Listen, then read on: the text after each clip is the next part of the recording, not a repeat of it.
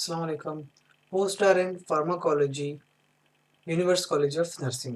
आज जो हमारे पास फार्माकोलॉजी में टॉपिक है that is called as quinolones. Quinolones दरअसल एंटीबायोटिक्स हैं जो कि एंटीबैक्टीरियल ड्रग्स हैं और इसके बारे में आज हम जानेंगे। सबसे पहले तो बताऊं, जो क्विनोलोन्स की डिस्कवरी थी वो 1960s में हुई है। यानी तकरीबन ये ड्रग्स आज से 60 साल पुरानी हैं। यानी अभी न्यू ड्रग्स नहीं आई, बहुत पुरानी ड्रग्स हैं ये। सो क्विनोलोन्स आर बेसिकली बैक्टीरियसिडल ड्रग्स। ये वो ड्रग्स हैं जो डायरेक्टली बैक्टीरिया को किल करती हैं। अगर इनकी देखें तो 4 जनरेशन्स हैं। सबसे पहले जो आपके पास ड्रग आई थी that is called as first generation, जिसमें ड्रग थी नेलिडिक्सिक एसिड। ये सबसे बेसिक ड्रग थी। फिर आपके पास सेकेंड जनरेशन की ड्रग्स आई और ये वो ड्रग्स हैं जो ज़्यादातर क्लिनिकली यूजफुल हैं। आप देखते हैं इनको इस्तेमाल होते हुए।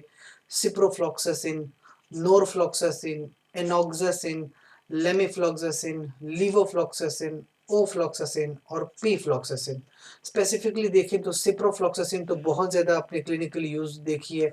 जैसे नोविडेट इसका ब्रांड आता है, सिप्रोक्स इसका ब्रांड आता है, लीवोफ्लॉक्सासिन का ब्रांड है लेफ्लॉक्स, टैबलेट्स आती हैं।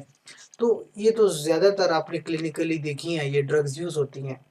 थर्ड जनरेशन जो आपके पास फ्लोरोक्विनोलोन्स थी दैट वाज कॉल्ड गेटिफ्लॉक्सासिन, मोक्सिफ्लॉक्सासिन एंड ट्रोवाफ्लॉक्सासिन। और फिर फोर्थ जनरेशन सेफलोस्पोरिन है जिसमें गेटिफ्लॉक्सासिन निकाल दी गई, दैट इज मोक्सिफ्लॉक्सासिन एंड ट्रोवाफ्लॉक्सासिन। तो इस तरह से जो फ्लोरोक्विनोलोन्स हैं टोटल 4 जनरेशन हैं। सबसे पहले नेलिडिक्सिक एसिड आई, उसके बाद सेकेंड जनरेशन ज़्यादातर क्लिनिकली यूजफुल है, सिप्रोफ्लॉक्सासिन वगैरह, नॉरफ्लॉक्सासिन, लीवोफ्लॉक्सासिन। फिर थर्ड जनरेशन और फिर फोर्थ जनरेशन की फ्लोरोक्विनोलोन्स मार्केट में अवेलेबल हुई। सबसे पहले बात करें फार्माकोडायनेमिक्स की कि ये ड्रग्स बैक्टीरिया को किल करती हैं, लेकिन किस तरीके से किल करती हैं, बेसिकली इनका मैकेनिज्म ऑफ एक्शन क्या होता है। तो इनके दो तरीके से मैकेनिज्म है। सबसे पहले मैकेनिज्म ऑफ नंबर 1 समझें आप। फर्ज कीजिए ये आपके पास बैक्टीरियल डीएनए है, बैक्टीरिया का डीएनए। तो जब डीएनए बैक्टीरिया जब ग्रो करता है ना, यानी जब एक बैक्टीरिया दो बनते हैं, इस तरह से ग्रो करते हैं दो बैक्टीरिया, तो एक बैक्टीरिया अपना डीएनए रेप्लिकेट करता है ताकि इस बैक्टीरिया में भी डीएनए चला जाए और इस बैक्टीरिया में भी डीएनए चला जाए। तो बैक्टीरिया जो है रेप्लिकेट करता है। तो अगर आप देखें ये जो बैक्टीरिया का डीएनए है ये इस तरह से ओपन अप हो रहा है। तो जब ये ओपन अप होगा तो ऊपर वाली स्ट्रैंड भी अपने लिए एक दूसरी स्ट्रैंड बनाएगी और नीचे वाली स्ट्रैंड भी अपने लिए एक दूसरी स्ट्रैंड बनाएगी। तो इस तरीके से ये ओपन अप होता है। लेकिन इसमें एक ज़रूरी बात है कि जब ये आप खोलते हैं ना तो आगे इस लेवल पे बैक्टीरिया के अंदर इस तरह से कॉइल बन जाता है। We call this things super coils. तो ये जब डीएनए के सुपर कॉइल्स बन जाते हैं तो बैक्टीरिया यहाँ पे रुक जाता है, यानी मजीद वो डिवाइड नहीं कर पाता। तो ये सुपर कॉइल्स ख़त्म करने के लिए बैक्टीरिया को चाहिए एंजाइम, और उस एंजाइम का नाम है डीएनए गायरेज। तो बैक्टीरिया को बेसिकली डीएनए गायरेज एंजाइम चाहिए होता है ताकि वो इन सुपर कॉइल्स को ख़त्म कर सके और अपनी जो उसकी डीएनए है उसकी रेप्लिकेशन को कंटिन्यू कर सके। हमारी जो ड्रग है that is called as fluoroquinolones, वो आती हैं और इस डीएनए गायरेज को ब्लॉक कर देती हैं। दैट मीन्स हमारी ड्रग्स क्या हैं, डीएनए गायरेज इनहिबिटर्स हैं। अब बेसिकली क्या होगा, जब डीएनए गायरेज इनहिबिट हो जाता है तो बैक्टीरिया अपनी ग्रोथ नहीं कर पाता। इस तरीके से बैक्टीरिया का डीएनए डैमेज हो जाता है और बैक्टीरिया की किलिंग हो जाती है। तो ये एक मैकेनिज्म था कि आपकी ड्रग्स डीएनए गायरेज एंजाइम को इनहिबिट करती हैं। Next is mechanism number 2। देखें जब कभी बैक्टीरिया है और उसने देखें एक यहाँ पे एक स्ट्रैंड है, यहाँ पे दो स्ट्रैंड्स है। फर्ज कीजिए एक बैक्टीरिया ने अपना डीएनए रेप्लिकेट कर लिया है।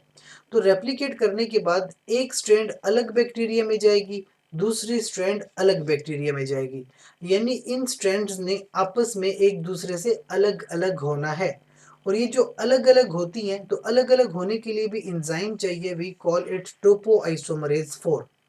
टोपोआइसोमरेज 4 इन बैक्टीरियल डबल स्ट्रैंड्स को सेपरेट कर देता है और फिर सेपरेट सेपरेट वो अपने अपने बैक्टीरिया में चली जाती हैं। आपकी जो ड्रग्स है ना फ्लोरोक्विनोलोन्स, वो इस टोपोआइसोमरेज 4 एंजाइम को ब्लॉक कर देती हैं। यानी फ्लोरोक्विनोलोन्स इनहिबिटर हैं टोपोआइसोमरेज 4 के। इससे पहले हमने पढ़ा कि फ्लोरोक्विनोलोन्स इनहिबिटर थी डीएनए गायरेज की, यानी डीएनए गायरेज को भी ब्लॉक करती हैं और टोपोआइसोमरेज 4 को भी ब्लॉक करती हैं। तो बैक्टीरिया का ये जो रेप्लिकेटेड डीएनए है ये आपस में सेपरेट नहीं हो पाएगा, ना वो न्यू बैक्टीरिया बना पाएगा। तो इस तरीके से फ्लोरोक्विनोलोन्स का डुअल मैकेनिज्म है। मैकेनिज्म नंबर 1, डीएनए गायरेज को ब्लॉक करना ताकि बैक्टीरिया की सुपर कॉइल्स ना खत्म हो सकें। और मैकेनिज्म नंबर 2, कि जब बैक्टीरिया कभी अपना डीएनए रेप्लिकेट कर भी ले तो वो डीएनए जो रेप्लिकेटेड है वो सेपरेट नहीं हो पाएगा। उसके लिए जो एंजाइम होता है टोपोआइसोमरेज 4, वो बैक्टीरिया वो आपकी फ्लोरोक्विनोलोन्स ब्लॉक कर देती हैं उस एंजाइम को। तो इस तरीके से बैक्टीरिया अपनी ग्रोथ वहीं पे रोक देता है।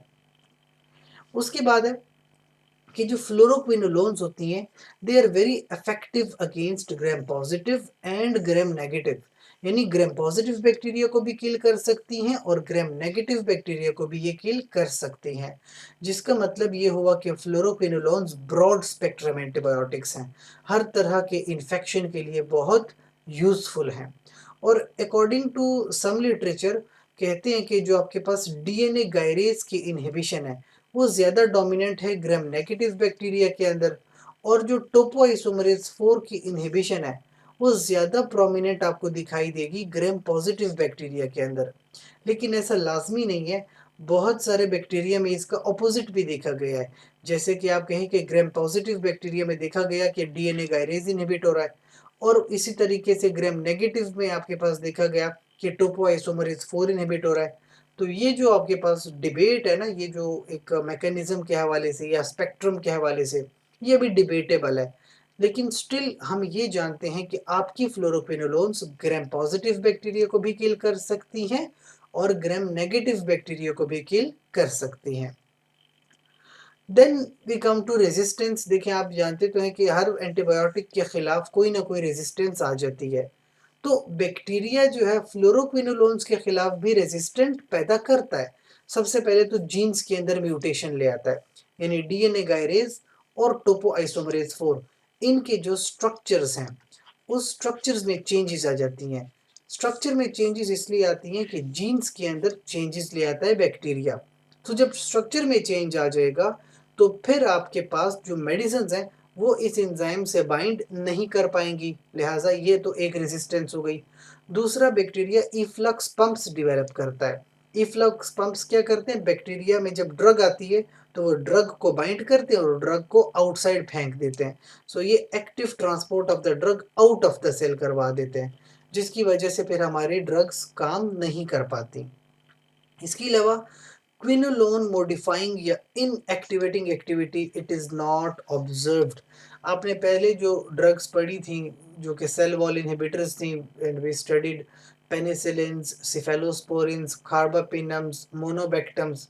उसमें क्या था बेसिकली कि जो बैक्टीरिया है वो खुद से एक एंजाइम प्रोड्यूस करता है, बीटा लैक्टमेज, और वो जाके जो है आपकी ड्रग को डीनेचर कर देता है। यहाँ पे ऐसा कोई मसला नहीं है, आपकी ड्रग्स डीनेचर नहीं होती। मसला क्या है कि आपकी ड्रग्स जाके अपने एंजाइम पे बाइंड नहीं कर पाती, वो एंजाइम चेंज हो जाता है, बैक्टीरिया खुद से उसको चेंज करता है। अच्छा, फार्माकोकाइनेटिक्स जैसे एब्जॉर्प्शन, डिस्ट्रीब्यूशन, मेटाबॉलिज्म और एलिमिनेशन देखें तो सबसे पहले तो ये जो फ्लोरोक्विनोलोन्स हैं they have excellent oral absorption, यानी इनकी इंजेक्शंस की ज़रूरत नहीं होती। 75 टू 100% टैबलेट के ज़रिए ही एब्जॉर्ब हो जाती हैं, बायो अवेलेबिलिटी बहुत अच्छी है। डिस्ट्रीब्यूशन देखें तो तमाम बॉडी फ्लूइड्स में बड़ी आसानी से डिस्ट्रीब्यूट हो जाती है, हर जगह तक पहुंच जाती है। लिवर से ये मेटाबोलाइज होती है और किडनी के थ्रू ये बॉडी से एक्सक्रीट होती है। तो इस तरह से ये इसकी फार्माकोकाइनेटिक्स है। अच्छा, टिश्यू डिस्ट्रीब्यूशन की अगर मैंने बात की तो वो डिपेंड करता है प्रोटीन बाइंडिंग पे, लिपोफिलिसिटी पे और मॉलिक्यूलर साइज के ऊपर, कि ड्रग जो है आपकी एक तमाम फ्लोरोक्विनोलोन्स में से जो ड्रग है प्रोटीन बाइंडिंग कितनी रखती है, लिपोफिलिक कितनी है और मॉलिक्यूलर साइज कितना है। तो ज़्यादातर तो प्रोटीन बाइंडिंग 10 to 40% है, यानी ज़्यादा प्रोटीन बाइंडिंग नहीं है, कम प्रोटीन बाउंड है, लिहाजा ज़्यादा जल्दी ड्रग असर करती है और ज़्यादा जल्दी बॉडी से एलिमिनेट होती है। लिपोफिलिसिटी तो ब्लड पीएच पे मैक्सिमम है, यानी मैं मैक्सिमम लिपोफिलिक ड्रग है, तमाम टिश्यूज में पहुंचती है और स्मॉलर साइज की है, बहुत बड़ी ड्रग नहीं है, छोटे साइज की ड्रग है, दैट्स वाई वो हर टिश्यू हर फ्लूइड तक पहुंच जाती है। डिस्ट्रीब्यूशन देखें तो very well distributed in the body tissues and body fluids, और ये इसका मेजर क्लिनिकल एडवांटेज है। ज़्यादातर जो ड्रग्स हैं वो किडनी और लंग्स के थ्रू डिस्ट्रीब्यूट होती हैं, किडनी में और लंग्स में। इसके अलावा बोन्स में भी जाती हैं, यूरिन में, प्रोस्टेटिक टिश्यू, मैक्रोफेजेस, ल्यूकोसाइट्स, इन तमाम टिश्यूज में ड्रग पहुंचती है। साथ में सिरिब्रोस्पाइनल फ्लूइड यानी ब्रेन में, प्रोस्टेटिक फ्लूइड में, ब्रोंकियल सिक्रीशन में, स्प्यूटम में, तकरीबन हर जगह तक सिप्रोफ्लॉक्सासिन फ्लोरोक्विनोलोन्स पहुंच जाती हैं, हर जगह पे डिस्ट्रीब्यूट होती हैं। और एंटी माइक्रोबियल स्पेक्ट्रम की बात करें तो देखें, बैक्टीरिया को किल करता है, तो बैक्टीरिया तो बहुत सारे हैं, जैसे कि माइकोप्लाज्मा को किल करता है, फिर आप देखें क्लेमिडिया को किल करता है, स्ट्रेप्टोकोकस निमोनी को, neisseria gonorrhoeae, pseudomonas aeruginosa, mycobacterium, mycobacteria, इसके साथ हीमोफिलस और लिगियोनिला, फिर आपके पास है ब्रूसेला, कैम्पाइलोबैक्टर, फिर आपके पास इकोलाई, साल्मोनेला, शिगेला, इंटेरोबैक्टर। ये तमाम बैक्टीरिया, एक बहुत बड़ा स्पेक्ट्रम है, इन तमाम बैक्टीरिया के खिलाफ फ्लोरोक्विनोलोन्स बहुत इफेक्टिव काम करती हैं।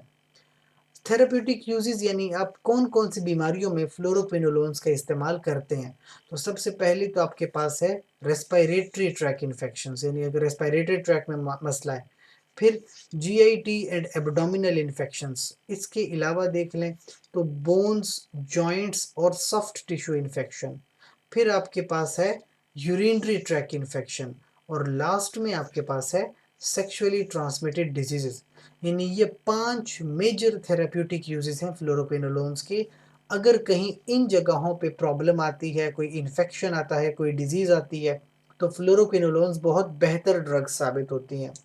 जैसे कि रेस्पिरेटरी ट्रैक इन्फेक्शंस हैं, ज़्यादातर बैक्टीरिया होता है स्ट्रेप्टोकोकस निमोनी, तो स्ट्रेप्टोकोकस निमोनी के लिए गैटिफ्लॉक्सासिन और मोक्सीफ्लॉक्सासिन ये ज़्यादा इफेक्टिव हैं एज कम्पेयर टू सिप्रोनॉर एंड ओफ्लॉक्सासिन। तो स्पेसिफिकली किसी बंदे को स्ट्रेप्टोकोकस निमोनिया हुआ है, then you have the drug of choice moxifloxacin और गैटिफ्लॉक्सासिन। इसके अलावा देखिए माइकोप्लाज्मा, क्लेमिडिया या लिगियोनिला, इनकी वजह से जो निमोनिया होता है, ज़्यादातर फ्लोरोक्विनोलोन्स इफेक्टिव होती हैं। स्पेसिफिकली देख लें तो सूडोमोनास एरुजिनोजा, इसकी जो इन्फेक्शंस हैं स्पेसिफिकली सिस्टिक फाइब्रोसिस पेशेंट में होते हैं, ये भी फ्लोरोक्विनोलोन्स के साथ ट्रीट हो सकते हैं। Next is GIT and abdominal infections, तो अगर किसी बंदे को जीआईटी में डाइजेस्टिव सिस्टम में कोई इन्फेक्शन हो गई है, जैसे ट्रेवरर्स डायरिया होता है इकोलाई से, शिगेला से, साल्मोनेला टाइफी से, तो ये तमाम वो बैक्टीरिया हैं जो जीआईटी में प्रॉब्लम्स करते हैं। तो इसके लिए 5 डेज की थेरेपी है, सिप्रोफ्लॉक्सासिन, ओफ्लॉक्सासिन, नॉरफ्लॉक्सासिन, और जो स्पेसिफिकली टाइफॉइड है उसके लिए सिप्रोफ्लॉक्सासिन और ओफ्लॉक्सासिन प्रेस्क्राइब की जाती है। तो इस तरीके से जीआईटी और एब्डोमिनल इन्फेक्शंस को भी ये ट्रीट करता है। यूरिनरी ट्रैक इन्फेक्शन, देखिए अगर आपने यूरिनरी ट्रैक को ज़रा समझा हो कि जैसे कि किडनी होती है, किडनी से यूरेटर आता है और यूरेटर ओपन होता है ब्लेडर में, और ब्लेडर फिर ओपन होता है यूरिथ्रा में। तो जो इन्फेक्शन है ना यूरिनरी ट्रैक में, वो किडनी के अंदर हो सकता है, वो यूरेटर के अंदर हो सकता है, ब्लेडर के अंदर, या फिर यूरिथ्रा के अंदर। तो 4 तरह के इन्फेक्शन हो सकते हैं यूरिनरी ट्रैक में।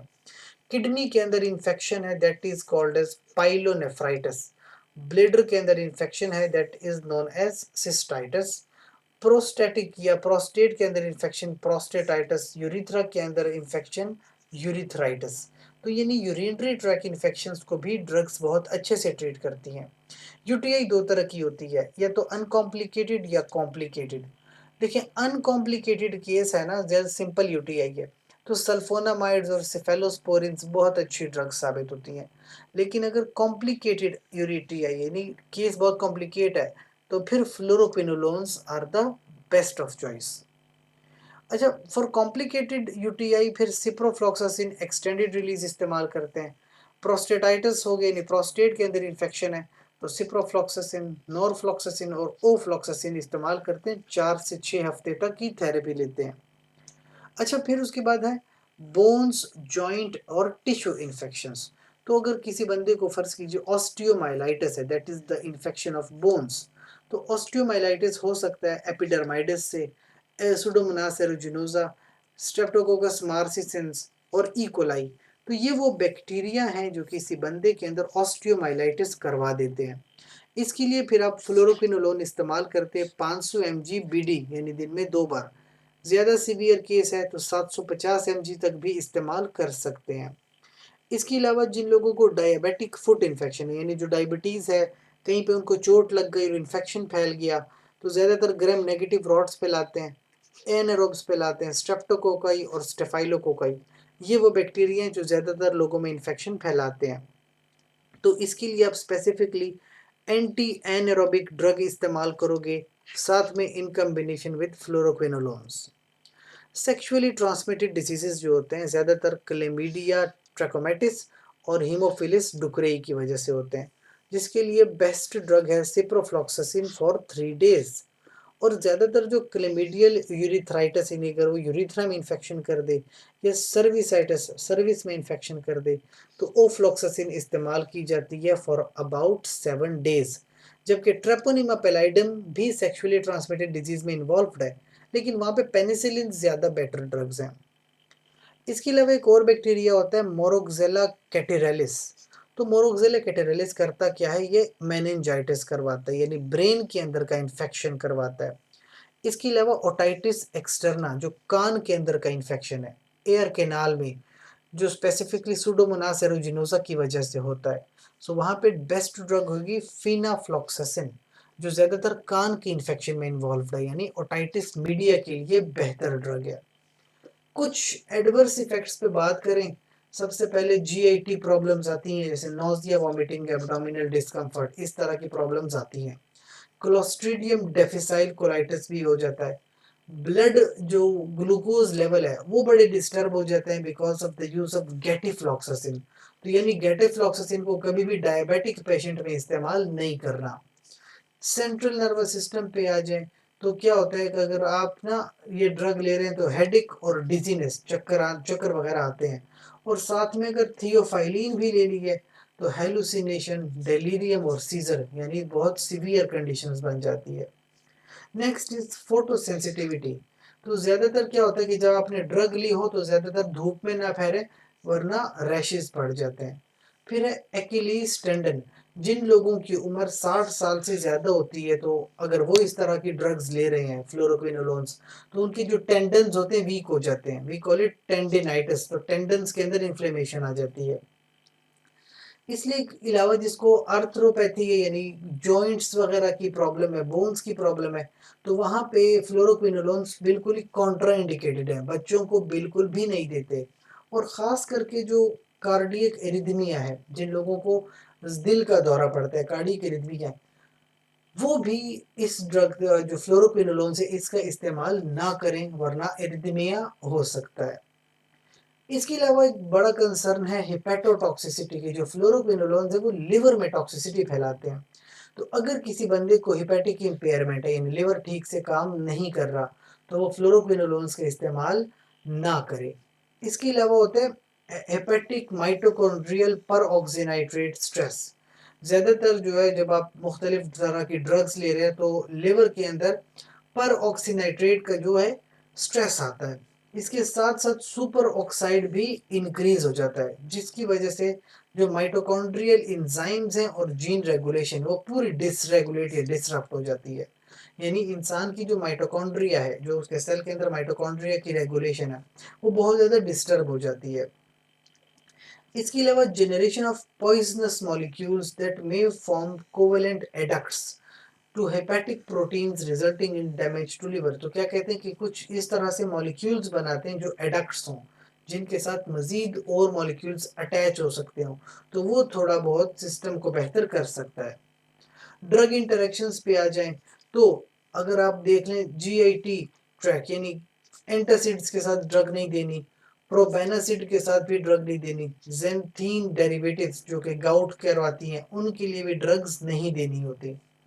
फिर फ्लोरोक्विनोलोन्स करती क्या है? थियोफाइलिन को इनहिबिट करती हैं, कैफीन और एंटीपायरिन को भी इनहिबिट करती हैं फ्लोरोक्विनोलोन। इसके अलावा प्रोबेनासिड अगर आपने ले ली ना, प्रोबेनासिड, तो वो खुद से फ्लोरोक्विनोलोन को इनहिबिट करवा देती है। यानी प्रोबेनासिड की प्रेजेंस में फ्लोरोक्विनोलोन काम ही नहीं करता। फिर इसके अलावा जो है फ्लोरोक्विनोलोन जो है एब्जॉर्ब होती है by antacids, specifically magnesium and aluminium. और लास्टली जो फूड है that is peak plasma levels. जब आपने ड्रग इस्तेमाल कर ली और ड्रग के पीक प्लाज्मा लेवल आ गए, तो फ्लोरोक्विनोलोन को ज़ाया नहीं किया जाता बल्कि डोनेट किया जाता है। These are some reference book. अगर आप फ्लोरोक्विनोलोन्स के बारे में ज़्यादा अच्छा पढ़ना चाहें, क्योंकि ये क्लिनिकली बहुत यूज़फुल है और ये टॉपिक्स आते हैं, तो अगर ज़्यादा अच्छे से पढ़ना चाहें तो ये कुछ रेफरेंस बुक्स मैंने डाली हुई हैं। गुडमैन गिलमैन फार्माकोलॉजी, लिपिनकॉट, कैटजन और बाकी भी बहुत सारी हैं। ये बुक्स पढ़िए और आप इनसे समझने की कोशिश कीजिए। शुक्रिया।